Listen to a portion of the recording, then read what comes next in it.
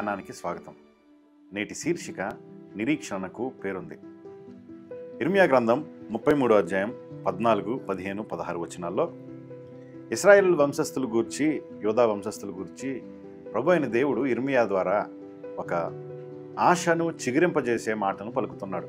మంచి మాట నెరవేర్చు దినములు వచ్చుచున్నాయని చెప్తున్నాడు. 15వ వచనాన్ని నేను చదువుతున్నాను.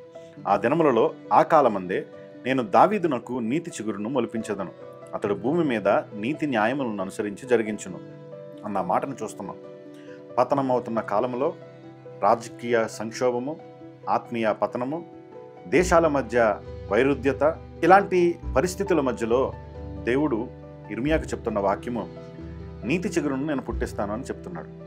అది ఏదో రాజకీయ సింహాసనం నుండి వస్తున్న మాట కాదు, లేకపోతే ఏదో ఒక ప్రభుత్వం నుంచి ఇవ్వబడుతున్న ఒక భరోసా కాదు, అది మందిరము నుంచి వస్తున్న భక్తి మాట వంటిది కూడా కాదు.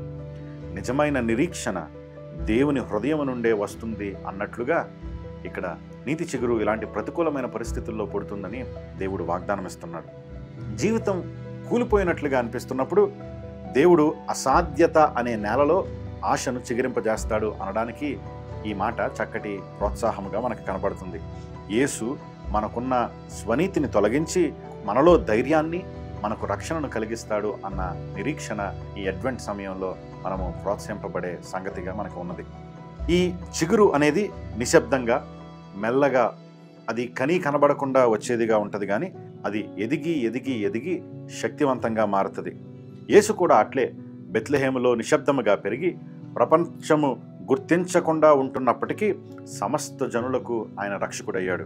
ఈ క్రిస్మస్ మాసములో ఈ ఉదయకాలమందు నీ ఆశ పరిస్థితుల మధ్య కాదు, లేకపోతే పరిస్థితుల్లో కాదు, కానీ పరిపూర్ణమైన క్రీస్తునందు నీవు ఉంచినట్లయితే నీ జీవితము ఎండిపోయినట్లున్నా, ఒత్తిడి మధ్య ఉన్నా, భయాల మధ్య ఉన్నా, అనిశ్చిత మధ్య ఉన్నా, దేవుడు ఇచ్చే నిరీక్షణ మనకి మన జీవితాల్లో ధైర్యాన్ని ఇచ్చేది.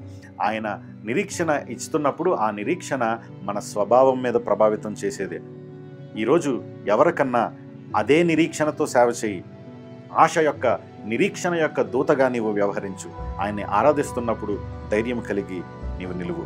నిరీక్షణ భావముగా మాత్రమే కాదు, కానీ నిరీక్షణ వ్యక్తిగా, యేసయ్య మన నీతిగా, ఆ నీతి చిగురుగా మన హృదయాల్లో, మన పరిస్థితుల్లో చిగురించగలడు అనే నిరీక్షణ కలిగి ముందుకు సాగు.